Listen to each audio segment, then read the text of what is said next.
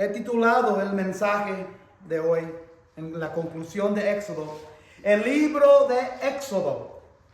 ¿Dónde estás tú en esta historia? El libro de Éxodo.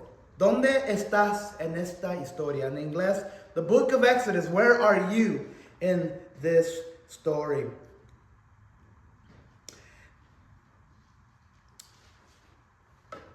Vamos a recorrer de nuevo por medio de resumen de principio de Éxodo y vamos a ver cómo se aplica a hoy para nosotros todo.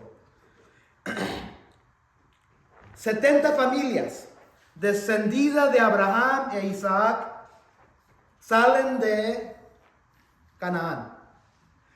¿Por qué salen de Canaán? ¿Se acuerdan? En los últimos de Génesis, José había sido vendido por sus hermanos a la esclavitud. José fue encarcelado en Egipto.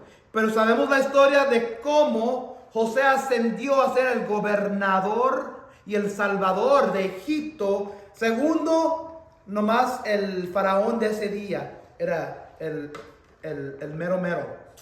Entonces, después de la hambruna, porque había un hambre y por eso Dios había traído a José a Egipto, pasan 400 años.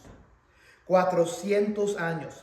Entonces, el libro de Génesis termina con los hebreos siendo fecundos o fructíferos en el país de Egipto, con el Salvador de José como gobernador de todo Egipto. Pero acuérdense que Faraón en ese día, en el tiempo de José, era la persona que lo había contratado, el jefe. Pasan 400 años después y mueren los faraones, muere José, mueren los hermanos de Jacob, de José. Pero los israelitas siguen siendo fecundos, siguen multiplicándose ahora en el pueblo de Egipto. Y es allí donde ellos son esclavizados por 400 años, porque el faraón los miró como una amenaza. Entonces llegaron a la esclavitud ya después de 400 años. A veces seguimos a nuestras familias en la esclavitud. Acuérdense que las familias de Jacob siguieron a José a Egipto. Vinieron a Egipto para estar con José. Pero en esos 400 años, cuando después de venirse a Egipto, se comenzaron a aumentar, comenzaron a multiplicarse. Y era allí en Egipto donde el faraón malvado nuevo los hizo esclavos. Entonces, el punto de esto es que ellos vinieron a Egipto y vinieron y siguieron a José, y ahí es donde se esclavizaron. A veces seguimos a nuestras familias en la esclavitud, ya sea por tradición, por ser leales a nuestro linaje, leales a nuestra raza, leales a un país, leales a nuestro pecado. Nos reproducimos y crecemos en esta maldición generacional sin darnos cuenta. Lo único que conocemos es la ceguera ante Dios. Creemos que las obras de la esclavitud y la supervivencia son suficientes y que deberíamos tener un contentamiento a lo que siempre hemos conocido. No conocemos nada más y nos conformamos. No existe pecado sin consecuencias. En la misma manera que la familia de José lo siguió a Egipto, muchas veces lo que estoy tratando de decir, nosotros seguimos y a la gente que están en la esclavitud y nosotros nos convertimos esclavos. No existe pecado sin consecuencias. Cuando un padre peca, sus hijos, sus nietos pueden esperar sufrir consecuencias terrenales negativas por ese pecado. Por ejemplo, si un padre es alcohólico, sus hijos no serán castigados por su pecado, pero sin embargo tendrán que sufrir con las consecuencias negativas de sus acciones, como el abuso verbal, un matrimonio tenso con la madre, problemas financieros y más. Lo mismo cuando seguimos al mundo y lo imitamos. Un niño que está en una casa o niña y ve a su padre o madre estar involucrado en pecado, ¿qué son las chances? ¿Qué es el porcentaje que esos hijos van a hacer o van a crecer a hacer lo mismo? Yo vengo de una familia alcohólica. Mi padre era un alcohólico, murió como alcohólico. Él tomaba todos los días. Eso era su pecado. No lo miraba como pecado. Pero ahora como adulto, como hombre, ¿cuántos de nosotros que hemos sido criados por nuestros padres o nuestros hogares de nuestra niñez, peleamos y batallamos y luchamos con los pecados que nos atrajo nuestros padres o nuestros hogares? Levanten sus manos. Muchos que vinieron a Egipto cayeron en la esclavitud. Y muchos de nosotros caemos en la esclavitud. Nosotros como hispanos caemos muchas veces en la esclavitud de la mentira de la iglesia o otras ramas de fe. ¿Saben de qué estamos hablando, verdad? Y eso es de lo que estaba hablando cuando estaba diciendo, somos esclavizados por tradición. ¿Cuántos de nosotros tenemos familia, que no quieren dejar ir la mentira del catolicismo porque su papá, su abuelito, su abuelita, la tía fulana, el tío fulano, el padrino, la madrina, están siguiendo en la tradición y la maldición del pecado? ¿Cuántos de nosotros tenemos familiares que están involucrados y están esclavizados por esa maldición porque es todo lo que conocen?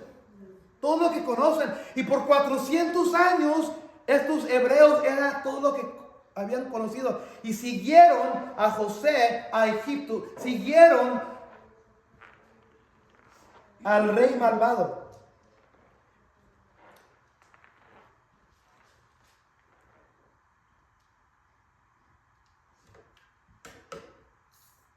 Capítulos 1 a 4. Miramos de Éxodo que Dios está obrando y escuchando a un pueblo adolorido. ¿Se acuerdan?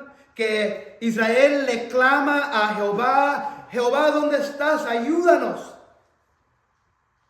Después de 400 años, la esclavitud al pecado. Muchas veces nosotros somos esclavizados al pecado, ya sea el alcohol, ya sea las drogas, ya sea la pornografía, ya sea la borrachera, ya sea en la manera que hablamos, las maldiciones que salen de nuestras bocas, la manera que tratamos nuestros cónyuges. Estamos esclavizados al pecado, pero en la misma manera que Dios estaba obrando y escuchando a un pueblo adolorido en Israel, quizás Dios los está escuchando a usted. La esclavitud al pecado, pero sin embargo nuestro corazón le clama a Dios por rescate. Los israelitas fueron fecundos, se multiplicaron, Faraón esclavizó y luego intenta destruir a Israel. Israel le clama a Dios. Moisés, el bebé hebreo, nace a las escondidas y crece con Egipto. Moisés ve la zarza ardiente y recibe la orden de Dios para liberar a los hebreos. Quizás en sus vidas Dios les ha hablado por una zarza ardiente en sus vidas. Quizás ahorita están en esa temporada donde Dios está susurrando, Él les está hablando en una voz calma, les está hablando por una zarza ardiente. Tengo algo para ti, tengo un propósito para ti. De la misma manera que le dijo a Moisés, tengo un deber, un propósito, tengo una tarea para ti. ¿Cuántos de nosotros estamos en esa etapa hoy en nuestra vida? Quizás Dios quizás le estás clamando a Dios, quizás le estás levantando a Dios: ayúdame, rescátame, Señor. Ya no puedo a este pecado. Ya no puedo con el alcohol. Ya no puedo con las drogas, ya no puedo con la pornografía, ya no puedo rodearme con estas amistades que me detienen y deshonran a Dios. Ya no puedo seguir adelante no honrando a mí, siendo infiel a mi cónyuge. Y quizás le estás clamando a Dios y Dios está obrando en tu corazón en este momento. De la misma manera que Dios estaba obrando por Israel cuando ellos le clamaban a Él. Capítulo 5 a 15, miramos el enfrentamiento entre Dios y el faraón. Miramos entre el faraón y Dios una batalla, una pelea, una guerra y para desafiar a Dios. Y estamos hablando de las 10 plagas, ¿verdad? Las primeras 5 plagas habló el video y hemos hablado que habla que el faraón fue endurecido en su corazón. En las plagas 6 a 10, Dios ofrece oportunidad tras oportunidad al faraón malvado, al rey malvado, de arrepentirse. ¿Se acuerdan que cada vez que Dios echaba una plaga, ¿qué es lo que decía el faraón? ¿Se acuerdan? Aquí se acuerda. Los primeros 5 o los primeros 9. Enviaba Dios al faraón una plaga. Ok, lo voy a dejar ir. Pero inmediatamente se arrepentía. Y lo hacía tras vez. Dios atrae a faraón a su propia destrucción. Y es cuando viene la última y 10ª plaga,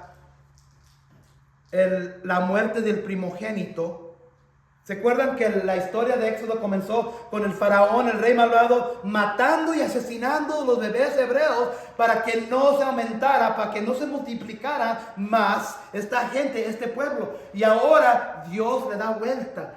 Y ahora Dios, ya después de 9 plagas, después de 9 veces, de 9 oportunidades para arrepentirse, y no sin hacerlo, Dios dice, ya, basta. Hay una última confrontación con Faraón. ¿Cuántas veces nosotros, en nuestras vidas, estamos batallando, estamos peleando, estamos haciendo guerra contra Jehová? Porque Él quiere que nosotros nos arrepiéntenos, pero lo desafiamos a Jehová. Dios le dio oportunidad a Faraón para arrepentirse. Así es Dios en nuestras vidas hoy. Quizás están en una etapa hoy donde ahorita en este momento están desafiando a Dios. Están peleando contra Dios. Están haciendo guerra contra Dios. Y Dios está dando oportunidad para que tú y yo, nosotros nos arrepientemos. Pero no lo queremos hacer. Quizás como el faraón, nuestros corazones o tu corazón se está endureciendo aún más y más y más. Y Dios va a venir el momento cuando Dios diga, basta, ya no puedo con este o con esta. El faraón peleó, hizo batalla con el pueblo de Dios, hizo guerra contra Dios. ¿Cómo estás haciendo guerra tú hoy contra Dios? ¿Lo estás haciendo? Deja de ir de tu orgullo. Faraón no quiso dejar ir al pueblo de Dios. ¿Por qué? Por su orgullo, por su soberbia, por las cosas, porque los hebreos le proveían algo. ¿En qué manera está tu pecado edificando a ti tu vida? Estás peleando, estás batallando, estás haciendo guerra contra Dios, estás desafiando a Dios en esta etapa de tu vida. Miramos que la última 10ª plaga, dijo Dios, basta, y envió la muerte del primogénito. Pero para los israelitas, para los hebreos, hubo la primer Pascua de un cordero sin mancha. Y era esta la última vez que Faraón dijo, váyanse. Fueron liberados ¿Quién se acuerda? ¿Qué significa la palabra éxodo?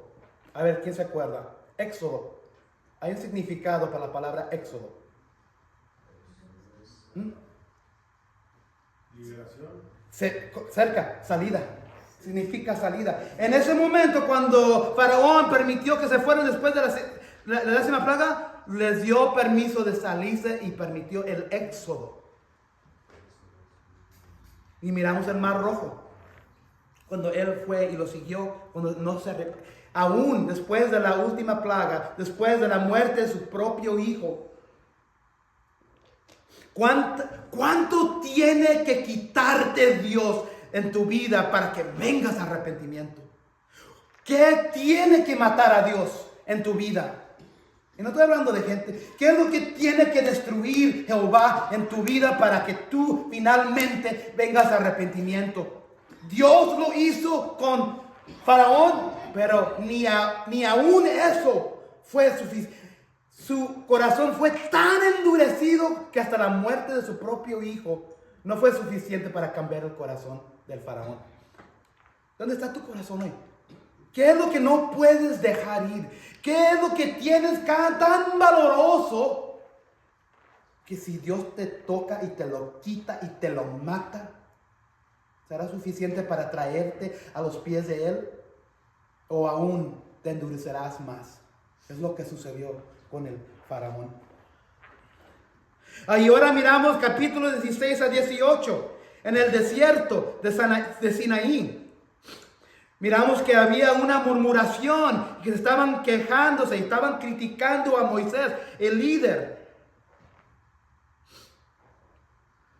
Para nosotros hoy, para ellos le estaban diciendo, esto no vale la pena. Moisés, ¿qué tal? ¿Estás tonto? Nos sacaste, sí, éramos esclavos. Pero aunque sea ahí teníamos de comer, teníamos agua, teníamos donde vivir. Pero Dios los saca y les va a dar su presencia. Jehová va a ir enfrente de ellos. Jehová va a obrar poderosamente. Jehová ya los había sacado, había enviado 10 plagas, abrió el Mar Rojo, había dado agua por medio de piedras. Y aún se critican al líder, se murmuran contra Dios y quejan. Y le dijeron, ¿vale la pena? Y cuestionan a Dios. Quizás tú estás en esta etapa en tu vida. Quizás eres un cristiano hoy y te estás preguntando, no sé si vale la pena. No sé si vale la pena, Dios. Mejor regresar, lo que querían hacer. Querían regresar a Egipto, a las obras, a la esclavitud del rey malvado, que es seguir a Dios. La vida cristiana no es fácil. Vivir en el desierto de esta vida terrenal no es fácil. Lo que sí es más fácil, regresar a la esclavitud de nuestros pecados. Regresar a la tomadera, regresar a la borrachera, regresar a las maldiciones que salen de nuestras bocas. Lo que es más fácil es regresar a las amistades que tenemos, a regresar en maltratar a nuestros cónyuges. Es más fácil regresar a la infidelidad de nuestros cónyuges. Es más fácil no leer la Biblia, es más fácil no ir a la iglesia, es más fácil de no rodearnos con gente. Es más fácil hacer todo eso. Y la gente se quejó, y muchos cristianos hoy se quejan. Esto no vale la pena. Muchos cristianos dicen. La vida cristiana en el desierto de la vida no es fácil. ¿Vale la pena? Es lo que miramos en capítulo 16, 18. Lo que se preguntan y comienzan a cuestionar a Dios. ¿Alguna vez en tu vida, aún como cristiano, has cuestionado y has criticado a Dios? ¿Por qué Dios? Dios, no sé si tú sabes lo que estás haciendo. Yo tenía más cuando no era cristiano. No me maltrataban tanto. Tenía familia. Y ahora mi familia me rechaza. Ahora he perdido familiares por mi fe. No sé si vale la pena. ¿Por qué, Dios? Era mejor cuando yo estaba en la esclavitud. Y la verdad les voy a decir, amados, para mirarlos en cada uno de sus ojos. La familia es la gente que más los puede esclavizar. La verdad. No lo quieren escuchar, pero la familia de sangre que no son cristianos son los más que los pueden esclavizar. Y eso duele cuando tenemos que desconectarnos. No es fácil. No es fácil. Y sí, va a haber días que nos vamos a quejar. Ay, no sé si vale la pena esta vida cristiana. Mejor regresarme a la vida que tenía antes. Es lo que estaba diciendo el pueblo de Israel. En capítulo 19, 24, miramos el pacto de Dios con Israel en el monte de Sinaí. Es como un matrimonio, es como una boda. Ellos se comprometen con Él y Él se compromete con ellos. Dios está cumpliendo su promesa con Abraham en Génesis, la bendición que Él le había dado a él, que todas las naciones por medio de Él iban a ser bendecidas. Y es en el monte de Sinaí que ellos reciben los 10 mandamientos. Ustedes que han sido casados, se han casado, cuando están enfrente del altar de casamiento, ¿qué es lo que hacen uno al otro con los anillos? Se los presentan, ¿verdad? Y quizás uno dice algo como un pacto, ¿verdad? Quizás el pastor, la persona que los está casando, dice una oración. Yo con este anillo prometo amarte. Y luego el esposo o la esposa dice, yo con este anillo prometo amarte, ser fiel en lo malo y lo bueno. Esos son pactos, ¿verdad? Enfrente de Dios. Esto es lo que sucedió en capítulo 19 a 24. Con los 10 mandamientos, Dios está comprometiéndose con su gente y ellos con Él. Es un matrimonio. Ahí reciben los 10 mandamientos y luego las otras leyes sobre adoración y justicia. En capítulo 25, 31, como hemos estado miramos las instrucciones y planos para construir el tabernáculo para recibir la presencia de Dios. Algo que quiero que entiendan. La presencia de Dios con su pueblo no estaba ahí todavía.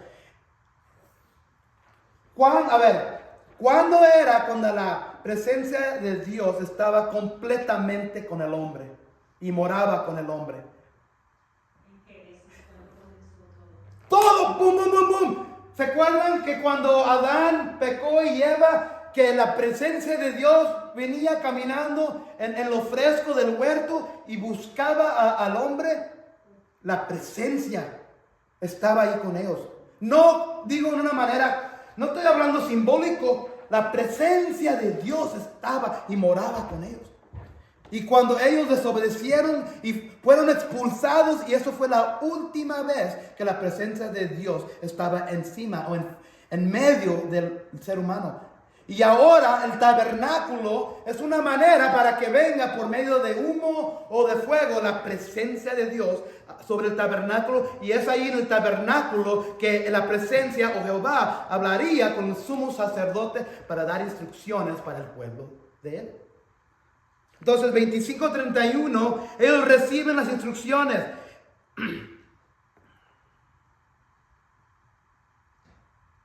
Capítulo 32 al 34, mientras Moisés está 40 días en el monte Sinaí recibiendo el pacto, los 10 mandamientos, recibiendo las tablas, Israel rompe el pacto.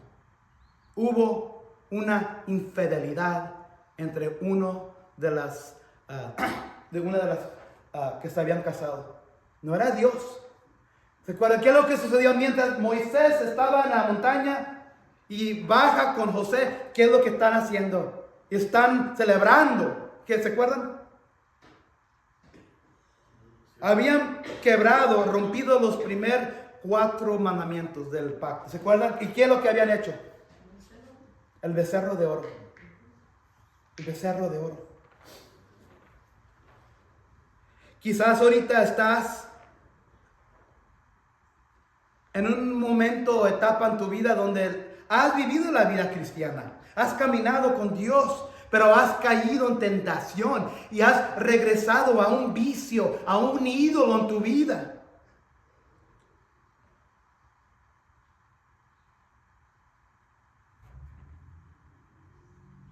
Nuestra debilidad y impaciencia en el desierto nos llaman de regreso a nuestra vieja vida mundana, a nuestros becerros de oro. Quizás estás cansado.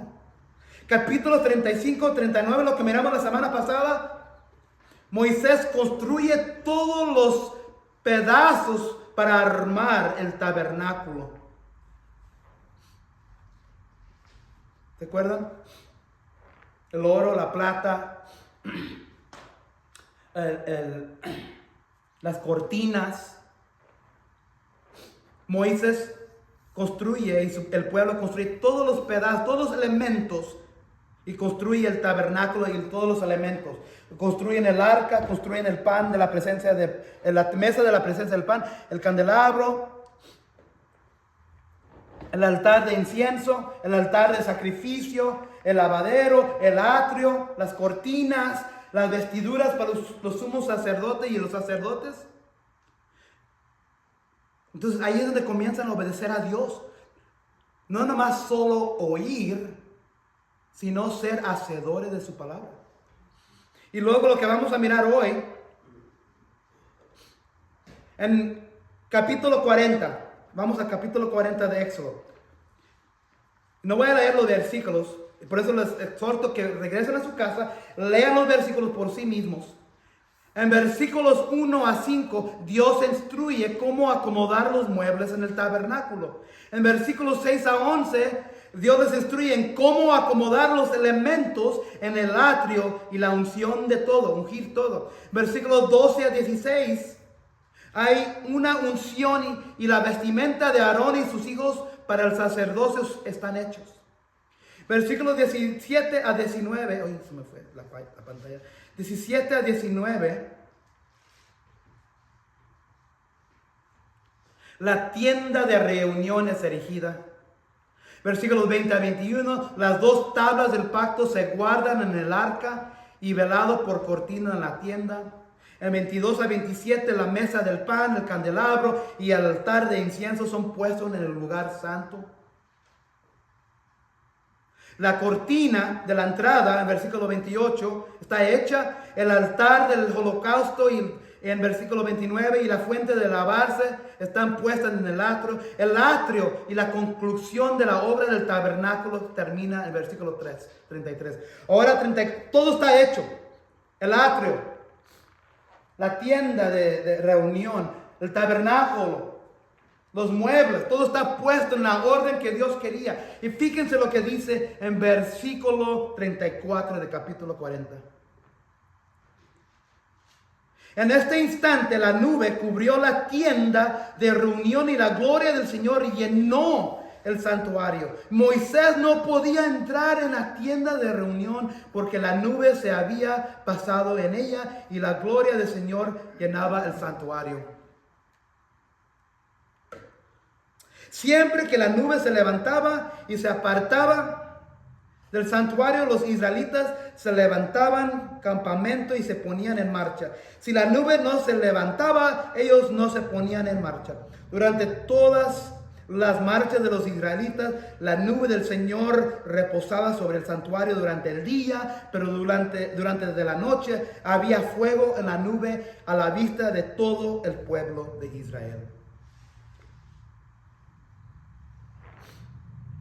Y si miran aquí en este capítulo, Dios estaba acomodando los muebles en el santuario, ¿verdad? Estaba dando instrucciones.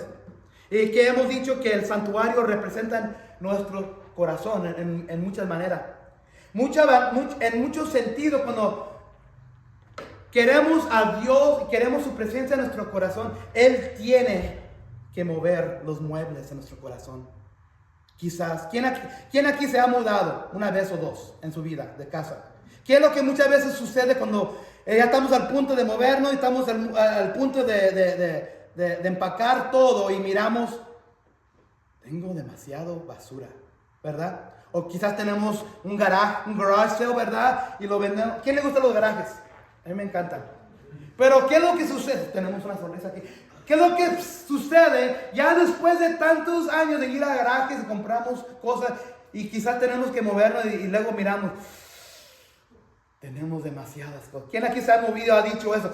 Tengo demasiadas cosas. Muchas veces cuando Dios se mueve y se mete y comienza a vivir y morar en nuestros corazones, Él tiene que echar para afuera ciertas cosas. Tiene que tirar ciertos muebles que no tienen nada de significado. Y lo único que lo queremos ahí nada más porque, bueno, es que estoy pegado con eso. Estoy pegado con eso. Me duele. No puedo dejar de ir. Dios dice, esto no. Yo necesito esto aquí y es todo lo que necesito. Y muchas veces Dios, Jehová, tiene que echar para afuera mucho de los muebles de pecado que tenemos en nuestros corazones. En la misma manera cuando nosotros nos movemos aquí en esta tierra, de casa a casa, si Dios va a venir a morar en tu corazón, tienes que echar para afuera bastante. Tirar. ¿Qué es lo que tienes ahorita en tu corazón donde Dios tiene que acomodar o sacar o tirar o quemar o destruir? Para que Él pueda meterse y vivir y morar en tu vida, en tu corazón, en tu matrimonio, con tus hijos, en tus trabajos, con tus niños. ¿Qué es lo que Dios tiene que echar para afuera? ¿Qué es lo que Dios tiene que acomodar en tu corazón? ¿Qué muebles tienes que destruir, quemar, sacar, echar para afuera? Es lo que miramos en este capítulo. El libro de Éxodo es la historia de cómo un pueblo o una persona es rescatado, transformado y llenado de la presencia de Dios en esta jornada llamada la vida. Entonces regreso al título del sermón. Este es el libro de Éxodo. Hemos recorrido en un resumen todo lo que sucedió de capítulo a capítulo. ¿Dónde en esos capítulos o la historia o el libro de Éxodo te encuentras tú? ¿Dónde estás tú en esta historia? Where are you in this story? Vamos a regresar otra vez de nuevo al principio. Cuando viene la gente a Egipto para seguir a José y son esclavizados, muchas veces nosotros seguimos la tradición. Tito 3:3 dice, en otro tiempo también nosotros éramos necios y desobedientes. Estábamos descarriados y éramos esclavos de todo género de pasiones y placeres. Vivíamos en la malicia y la envidia. Éramos detestables y nos odiábamos unos a otros. Efesios 2:1-3. Y Él les dio vida a ustedes que estaban muertos en sus delitos y pecados en los cuales anduvieron en otro tiempo según la corriente de este mundo, conforme al príncipe de la potestad del aire. ¿Quién es ese? El príncipe de la potestad, el Satanás, el diablo. El espíritu que ahora opera en los hijos de desobediencia. Entre ellos también todos nosotros en otro tiempo vivíamos en las pasiones de nuestra carne. Muchas veces nosotros seguimos a la desobediencia que viene por medio de seguir a nuestras familias que viven en obediencia. O venimos a la desobediencia por medio de seguir la tradición de lo que dice la iglesia. O venimos a la desobediencia por medio porque es más fácil no seguir a Dios.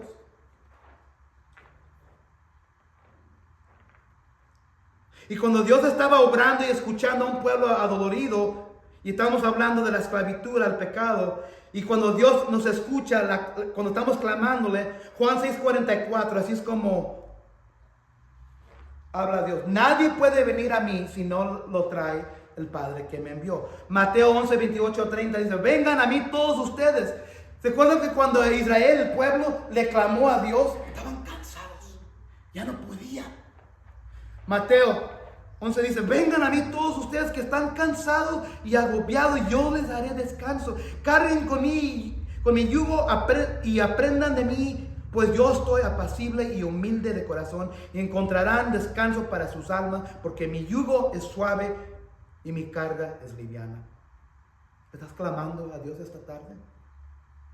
Que Él tome ese yugo, que te quite y que te saque de la esclavitud, de cualquier cosa que estás enfrentado esta tarde. Cuando el enfrentamiento entre Dios y el faraón, y él estaba batallando, peleando, haciendo guerra contra y desafiando a Dios. En Galatas 5 habla de eso. Porque saben que en nuestras vidas cristianas hay una guerra entre la carne y el espíritu. El espíritu quiere seguir a Dios, pero la carne es bien débil. La carne no nos deja. Galatas 5 dice, habla de esta guerra, porque en la misma manera que este faraón estaba haciendo guerra contra Dios, eso era simbólico de esto, porque el deseo de la carne es contra el espíritu, y del espíritu es contra la carne, pues estos se oponen el uno al otro, de manera que ustedes no pueden hacer lo que desean. Hay una guerra peleando de nosotros que no nos quiere dejar ir hacia Dios. Tenemos esos faraones en nuestras vidas que está endureciendo nuestros corazones y no nos deja ir al pueblo de Dios. 1 Pedro 2:11 dice: amados, les ruego que como extranjeros y peregrinos que se abstengan de las pasiones carnales que combaten. Ven ahí la pelea, el combate, que combaten contra el alma. Hay una pelea entre nosotros. Desde el jardín, cuando sucedió la caída en el jardín, ha habido una pelea, una guerra entre la carne y el espíritu.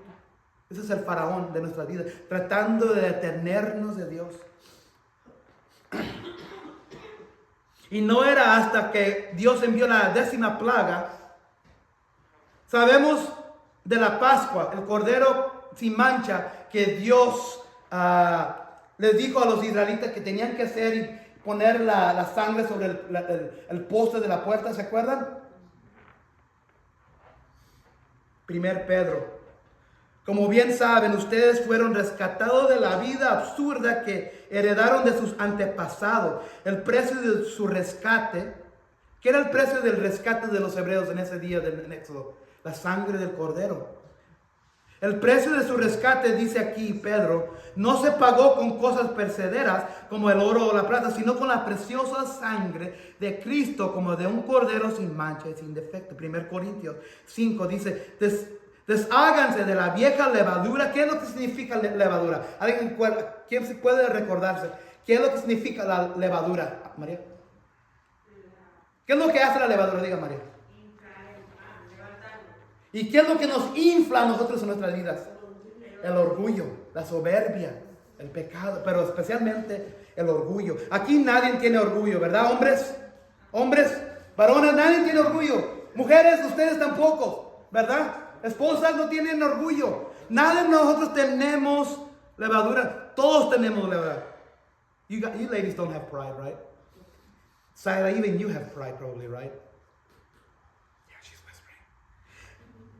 Desháganse de la vieja levadura. Hay que dejar ir nuestra levadura, nuestro orgullo, para que sean más nuevas, panes sin levadura como lo son en realidad, porque Cristo, nuestro Cordero Pascual, ya ha sido sacrificado. Así que celebremos nuestra Pascua no con la vieja levadura, que es la malicia y la perversidad, sino con pan sin levadura, que es la sinceridad y la verdad. Quizás nunca has puesto tu fe en Cristo. Y quizás por eso estás batallando. Y quizás por eso estás en guerra contra Dios. Quizás no puedes dejar ir la fruta del demonio, la fruta que es el vicio de un pecado. Porque quizás tu corazón, la puerta de tu corazón no has desparramado la sangre de Cristo en tu corazón. Y por eso Dios no te ha liberado. Ahora sí, ven cómo tiene significado es lo que sucedió. Para nosotros, nuestros corazones significa la puerta. Y si no hemos puesto nuestra fe en Cristo, la sangre del Cordero sin mancha, no tenemos esa sangre que nos cubre. Y cuando viene la muerte, ¿se acuerdan cuando vino la muerte a Egipto? ¿Qué es lo que sucedió? Se llevó los primogénitos, mató. Entonces, si no tienes la sangre de Cristo, donde has puesto tu fe en Cristo para salvación, sobre la puerta de tu corazón, la muerte es el infierno. Y quizás por eso estás batallando, porque no puedes ver en el contexto de un cristiano. No puedes ver en el contexto de alguien que ha sido escogido. Y es aquí que esto es bien importante que entiendan. Se requiere la sangre de un cordero sin mancha. Y si tú estás tratando de salvarte, si tú quieres salir de la esclavitud del Egipto sin poner tu fe, sin mancharte con la sangre de Cristo en tu corazón, nunca vas a seguir adelante, nunca vas a entrar al reino de Dios. Y el día que muéramos, dice la palabra, vamos a estar presentados enfrente de Jesús y va a abrir un libro y va a buscar. Aquí está el libro de todos los nombres que se encuentran en el libro de la vida. Joel Méndez. Imagino a Jesús. El libro de la vida, los que van a entrar al cielo. Joel Méndez.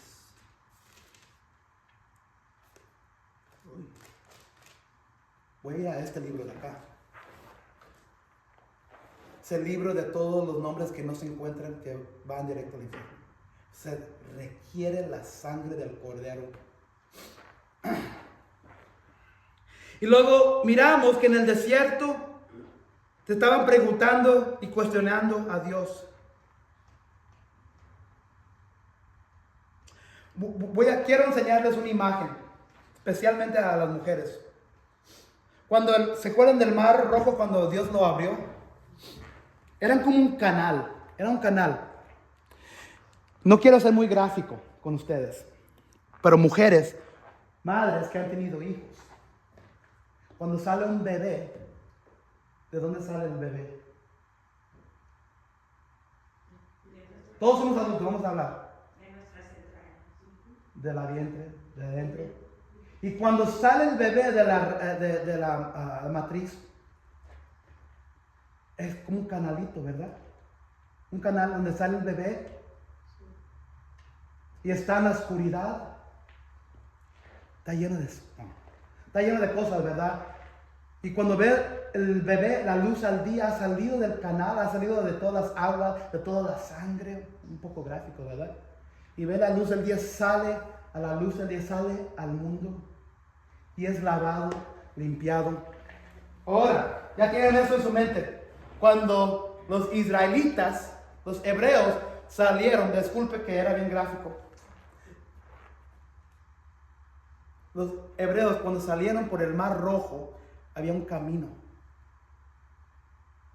Estaban saliendo de la oscuridad. Iban naciendo. Y Dios abrió el canal, los dejó salir en tierra seca. ¿Y qué era lo que los rodeaba? A un lado y acá y acá. Eran dos paredes. Una pared aquí de esto, una pared acá. ¿Qué era lo que estaba ahí? El agua, las aguas. En un sentido, en ese momento, los hebreos estaban naciendo y estaban siendo bautizados por las aguas del Mar Rojo. Ellos estaban naciendo en ese momento. Dios los rescató, los sacó de la oscuridad, del vientre. Ellos nacieron en Egipto. Ellos fueron, ¿qué es la palabra? Ellos fueron consumados en Egipto, pero salieron a la luz de Cristo, a la luz de Jehová. Cuando pasaron por el Mar Rojo, fueron bautizados. Y eso era el bautismo y el nacimiento. Ahora pueden conectar cómo se conecta al nacimiento y cuando sale un bebé. Eso era el nacimiento de los hebreos. Por tanto, mediante el bautismo fuimos nosotros sepultados con Él en su muerte. Entonces, cuando un cristiano viene a fe, ¿cómo sucede un bautismo? ¿Qué es lo que sucede en un bautismo? ¿Nacimos de qué? Exactamente, nacimos de nuevo y salimos del pecado. Pero vamos a hablar físicamente. ¿Qué es lo que está sucediendo en el momento que alguien está siendo bautizado? ¿Qué son los elementos que tenemos alrededor? ¿El agua? ¿Estamos parados? ¿Comenzamos de arriba o abajo del agua? Estamos parados muchas veces, ¿verdad? Y nuestras cabezas están arriba. Cuando ya sea el pastor o alguien te baje al agua, estás siendo enterrado. Y cuando eres levantado de nuevo, estás siendo resucitado. Romanos dice, por tanto, mediante el bautismo fuimos sepultados, enterrados, con Él en su muerte. Cuando Cristo murió, Él fue enterrado en la tierra. Él bajó, ¿verdad? De modo que así como Cristo resucitó, ahora está siendo levantado por el glorioso poder del Padre, también nosotros andemos en una vida nueva, como dijo Sebastián, salimos a una vida nueva. Entonces cuando los israelitas, los hebreos salieron a la vida nueva. Cuando tú eres bautizado, el agua significa el mar rojo. El agua significa todo lo que tienes que perder. Cuando bajas al agua, bajo el agua, eres resucitado con Cristo, eres sepultado con Cristo. Y cuando eres levantado, eres una nueva criatura.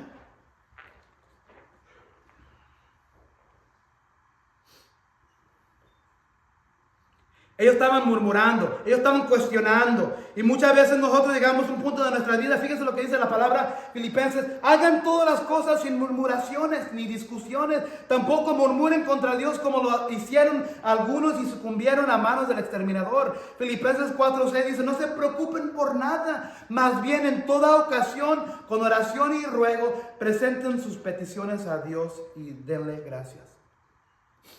Eso no lo hicieron los hebreos. Y muchas veces no lo hacemos. Yo trato de no preocuparme, yo trato de no ser ansioso, pero hay una vez que sí sucede. Le pasó a los hebreos y nos pasa con nosotros. Pero dice la palabra que no deberíamos ser así.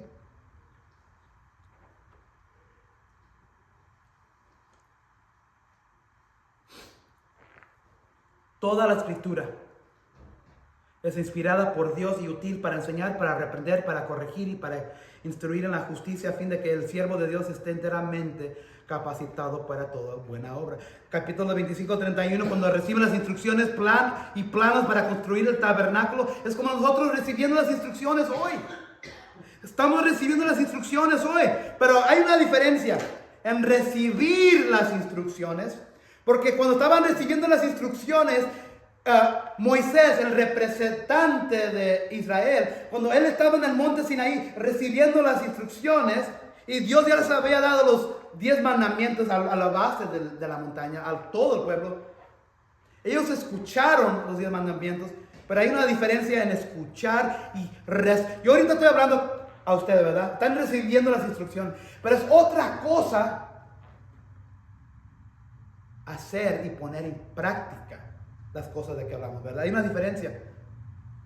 En capítulo 35-39, ellos construyen y desobedecen. Santiago dice: no se contenten solo con oír la palabra, pues así se engañan ustedes mismos. Llévanla a la práctica. El que escucha la palabra, hemos hablado esto en el estudio de Santiago, el que escucha la palabra pero no la pone en práctica es como el que se mira en el rostro o un espejo y después de mirarse se va y se olvida enseguida de cómo es. Pero quien se fija atentamente en la ley perfecta que da libertad y persevera en ella, no olvidando lo que ha oído sino haciéndolo, recibirá bendición al practicarla. Ellos se habían olvidado de las instrucciones y no lo pusieron en práctica y construyeron. Si estás aquí y estás recibiendo instrucciones, o si no estás, si hoy, los domingos, esta hora, 1 hora y media, es la única hora, es el único tiempo donde estás recibiendo las instrucciones y los planes de Dios para tu vida, y no lo estás haciendo en tu hogar, con tus familias, en tus matrimonios, con tus hijos, tu templo, tu templo va a caer. No vas a poder edificar tu templo. Y luego lo que miramos en capítulos 40,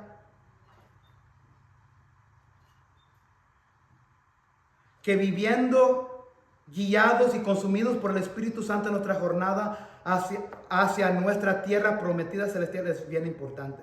Entonces, ¿dónde te encuentras tú hoy? ¿Estás siguiendo la corriente de este mundo, esclavizado a lo que todo el mundo hace? Estás en un momento de pecado, pero sin embargo le estás clamando a Dios, tu corazón le está clamando a Dios para que te rescate. Si estás ahorita en esa etapa, búscame después de este servicio y podemos clamarle a Dios juntos que Él venga. Porque tu corazón le está clamando a Dios. Quizás ya estás cansado. Quizás ya no puedes aguantar ese yugo y necesitas ayuda. Dios envió a Moisés una vez y por eso somos iglesia. Muchas veces, aunque no lo sepan ustedes me han, y a mi Señora nos han alientado, nos han animado. Invitamos unas veces a gente afuera de nosotros.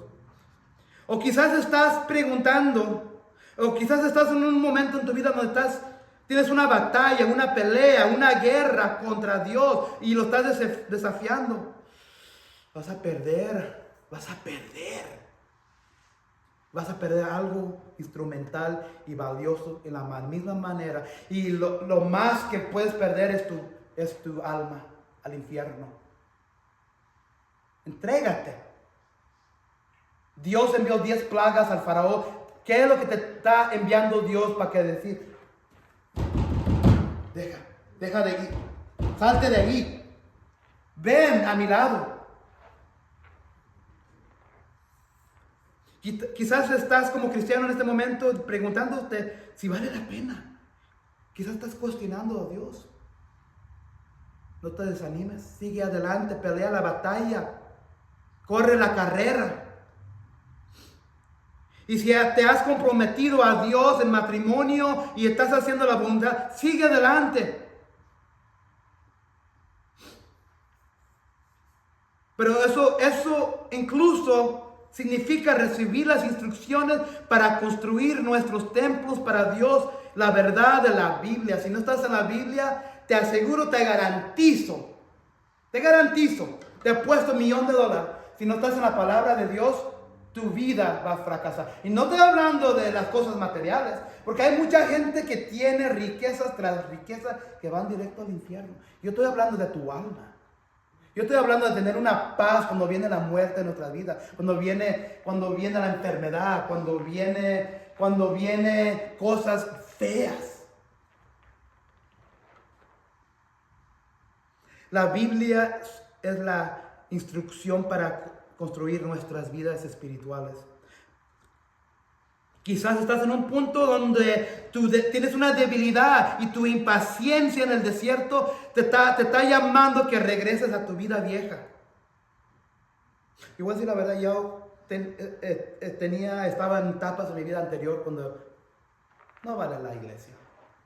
Mejor voy a regresar a lo que estaba haciendo.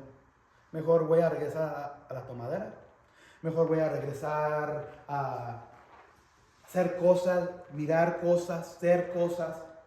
Porque quizás tú estás en esa etapa hoy, en un momento en tu vida hoy. Porque ya estás impaciente y no quieres esperar a que Dios dé su presencia. Y quizás estás recibiendo a las instrucciones, pero lo estás desobedeciendo. Y no estás siendo fiel a ser hacedor de la palabra. O quizás estás siendo guiado y consumido por el Espíritu Santo en esta jornada hacia nuestra tierra prometida celestial. De nuevo regreso al último versículo de capítulo 40. Durante todas las marchas de los israelitas, la nube del Señor reposaba sobre el santuario durante el día, pero durante la noche había fuego en la nube a la vista de todo el pueblo de Israel. ¿Estás siguiendo la presencia en tu vida, la de Dios? ¿Está tu templo o tu tabernáculo, tu vida, tu corazón, está lleno de la gloria de Dios? ¿Te está guiando? Jehová estaba guiando a Israel. Cuando se levantaba el fuego o la nube, ellos seguían. ¿Estás siguiendo a Dios en todas tus decisiones en tu vida? Le voy a decir la verdad que yo y mi señora hemos hecho tremendas equivocaciones en nuestras vidas personales por no seguir la gloria de Dios, por no ver si Dios está enfrente de lo que quiero hacer. Y muchas veces yo me levanto o nos hemos levantado y hemos dejado la presencia de Dios. Pero el último versículo dice que ellos se levantaban cuando el humo o la nube o la gloria de Dios se levantaba y se iba.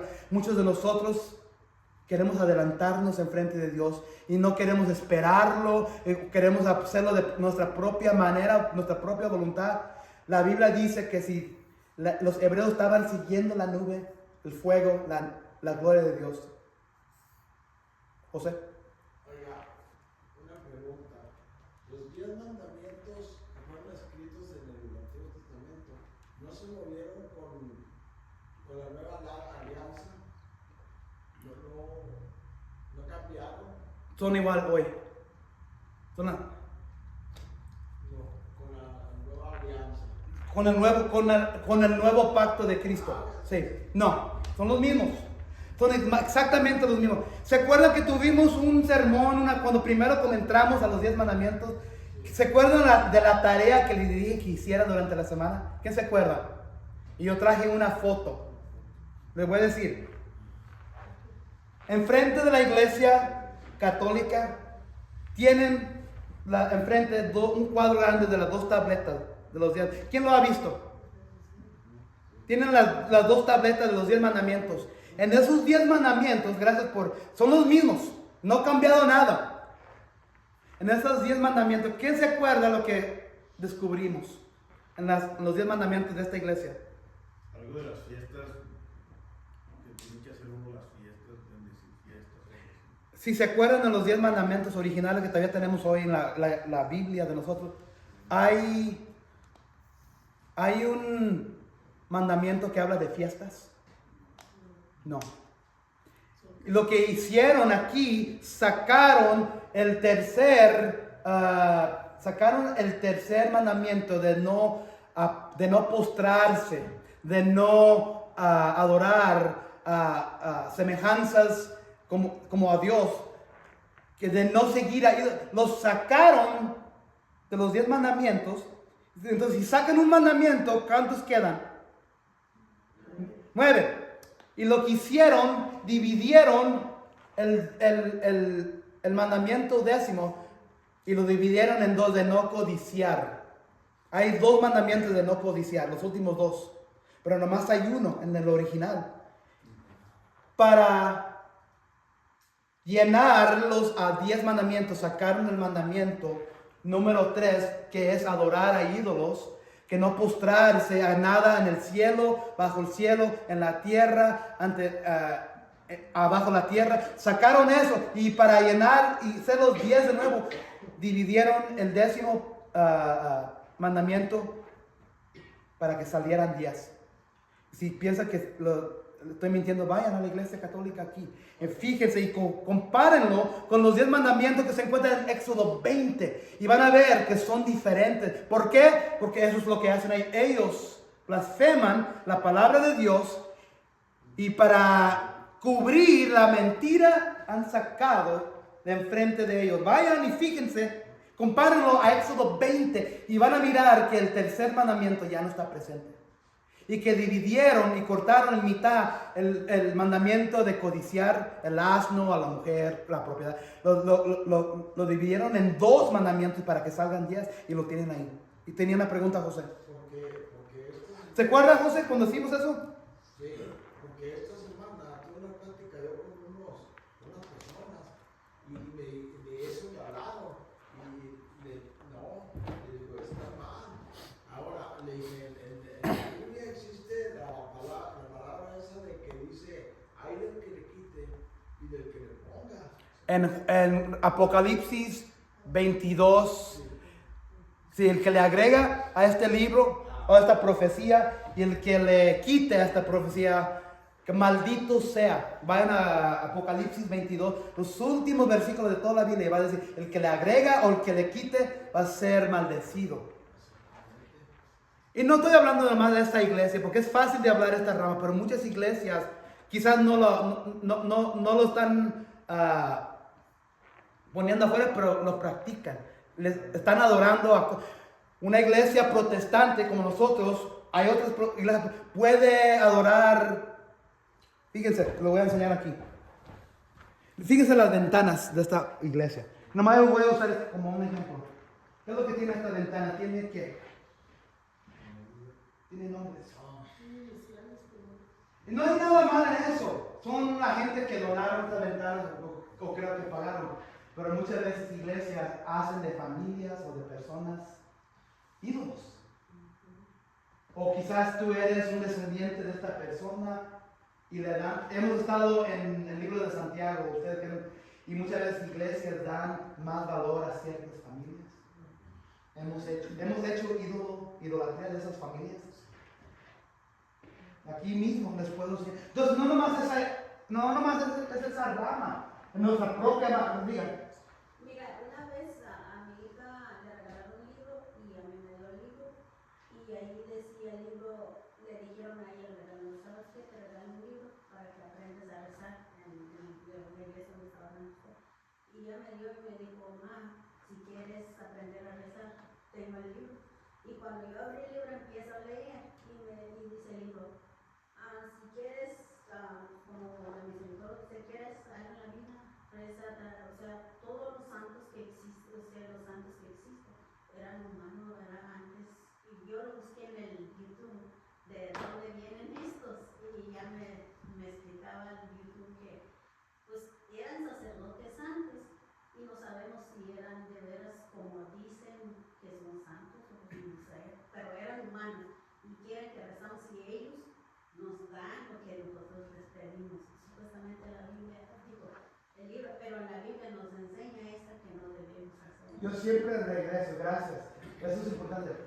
Cuando alguien me pregunta algo que yo no sepa, lo primero que digo, que yo soy, afuera de predicar, bueno, quiero pensar que soy un predicador más o menos, afuera de poder enseñar y aprender de la palabra, yo soy torpe, yo soy un mencito afuera de la Biblia. Mi papá era un ladrillero y no se me pegó nada de él. Cuando alguien me hace una pregunta sobre algo que no entiendo, lo primero que les digo, vamos a la Biblia. ¿Qué es lo que dice la Biblia, la autoridad? Porque la Biblia es la autoridad para cada uno de nosotros y es la autoridad de la iglesia. Y esa otra rama religiosa no pone la Biblia como la autoridad. Ellos tienen tradición.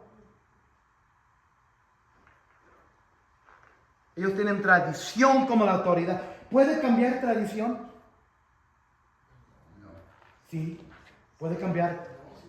Sí, puede cambiar. Si yo comienzo una tradición que hoy, cada día de Pascua de dar gracias. Sí, cada Thanksgiving que venga, cada año, comienza una tradición. La tradición es salir y ir a comer al Golden Corral. ¿Verdad? En 20 años puedo cambiar esa tradición sí. ¿Puede un ser humano, un hombre pecador, carne y hueso, cambiar una tradición que sí? ¿Cambia la palabra inspirada de Dios? No. Hasta que dices que eso dice ya verdad, que le digo que ya la Biblia, ¿verdad? Y me dice, ¿quién te dice que es la Biblia lo que dice la verdad? Y me dice, pueden hacer otras Biblias con otro. Eso me dijo. ¿Cuántos papas han venido a este mundo en el catolicismo romano? ¿Cuántos papas? Bastantes, ¿verdad? ¿No piensan por una vez que no ha cambiado la tradición del primer papa hasta hoy? No, sí, ha cambiado. ¿Por qué? Porque no son infalibles. Ellos son carne y hueso. Ellos no son perfectos. Solo uno, el Cordero perfecto que murió, Jesucristo. La palabra es inerrante, nunca cambia, no hay ningún error. Cuando se trata de un hombre, un ser humano, va a cambiar cualquier tradición para lo que lo quiera. Si yo quiero cambiar mañana, ya no quiero ir al Golden Corral, mejor voy a ir a la hermana Alicia cada Thanksgiving para comer con ella. Así cambian las tradiciones del hombre como si fueran vientos del mundo. Pues no pueden seguir la tradición del hombre, porque la tradición cambia. Otra, ya que estamos hablando así nomás sencillamente, ¿verdad? Escucha la palabra. y no le estoy diciendo nada contra usted, Sebastiana, pero en el contexto de nuestro trasfondo latino, hispano, escucho, porque yo usaba esa palabra rezar bastante. Rezar. Yo ya no la uso. Ni yo Y pensaba no, que estaba no debe usar, porque no viene en la Biblia. Por eso Esa palabra viene, les voy a decir, es una palabra breve, corta de recitar. ¿De dónde viene esa palabra? ¿Qué es recitar? repetir. ¿Y qué es lo que hacen los católicos para repetir o rezar cuando? ¿El qué? El rosario. Y la palabra de Dios en el Antiguo Testamento que no, dice que no deberíamos repetir frases y palabras como hacen los paganos. Ustedes han aprendido eso aquí, ¿verdad? Entonces, yo no estoy juzgando, porque yo sé que se toma tiempo. Yo decía la palabra rezar porque lo que decía mi mamá, mi abuelita, pueden rezar, pueden decir la palabra, no hay nada malo, pero eso viene del trasfondo católico en la palabra breve de recitar, porque cuando estamos recitando, estamos diciendo las cosas, especialmente con el rosario, lo estamos diciendo el Padre Nuestro, ¿verdad? Recitar. Dios no escucha, eso es como una ceremonia nomás. Eso es como un canto, no viene del corazón, es como un acto, y como que Dios nos está mirando. Los fariseos del día de Jesús hacían lo mismo, se paraban afuera de la sinagoga y estaban parados y estaban haciendo esto, para que los hombres los miraran. Yo me acuerdo, mi abuelita rezaba todas las noches a los pies de su cama cuando ella vivía. Y como me decía mi papá, con todo el respeto, que se les haga chicharrón la boca cuando digan esa palabra. No, pero esa palabra, la palabra no se encuentra en la Biblia, ¿verdad? No hay nada malo si lo dicen, yo lo escucho, ok. Yo vengo del trasfondo católico, yo entiendo. Yo duré años, aún cuando entré al ministerio, yo todavía lo decía. Pero yo aprendí, porque hermanos, amados míos de otras iglesias me corregían a mí. Y yo por eso estoy aquí. Yo he estado en el mismo. Entonces, rezar viene de la palabra recitar, y recitar es lo que hacen los paganos tuvimos un sermón completo aquí donde hablamos como teníamos cuadros de fotos de la Virgen María, de los rosarios, y eso en muchas maneras es como brujería. Es como brujería. Y ahí vino la plática que yo le dije que no se decía rezar. Entonces, pues yo luego me despertaron. No piensen mal cuando lo digan, porque todos necesitamos tiempo para salir de ese trasfondo. Levanten sus manos y todavía se les sale de la boca. Rezar. A mí. Todos, ¿verdad? Pero en la misma manera, yo tenía que enseñarle a mi señora cuando entramos al ministerio que no se dice Diosito. ¿Tú piensas que Dios es así de pequeño? Yo oigo muchas personas que siempre Es falta de respeto a Dios cuando le decimos, pensamos que es término de cariño, no. Sí, exactamente, Dios es todopoderoso, el creador Él no es pequeñito, Él no es Diosito. Y eso lo escucho también. No tiene nada que ver con el sermón de hoy, pero ya que estamos hablando así sencillo, bueno, les voy a dar todo lo que tengo. Como dicen en inglés, I'm going to throw the whole kitchen sink at you. Les voy a echar toda la cocina. Pero hoy estamos terminando capítulo 40, estamos terminando la obra de Éxodo. Pero ahora pueden ver cómo la historia de Éxodo habla de nuestras vidas hoy. Entonces la pregunta regresa, ¿dónde te encuentras tú en la historia de Éxodo? ¿Estás esclavizado todavía al pecado? ¿Le estás clamando a Dios que te rescate? ¿Estás peleando y batallando, haciendo guerra contra Dios? ¿Estás permitiendo que Dios abra caminos en tu vida? ¿Estás permitiendo que Dios te instruya por medio de su palabra? ¿O estás haciendo becerros de oro y quieres seguir eso? ¿O estás edificando tu tabernáculo, tu cuerpo, tu mente, tu corazón, tu alma, tu vida, tu familia? ¿Estás edificando, construyendo tu templo por medio de las instrucciones de Dios? ¿Estás dejando que Dios llene tu templo con su presencia? ¿Cómo está la presencia de Dios en tu vida? De eso estamos hablando. Un día Jesús y Jehová, Jesús, va a regresar y dice Apocalipsis que no vamos a necesitar ni la luna ni el sol. ¿Saben por qué? Porque la gloria de Dios va a ser suficiente para iluminar toda la creación. La presencia de Dios. Entonces, ¿dónde se encuentra la presencia de Dios en tu vida hoy?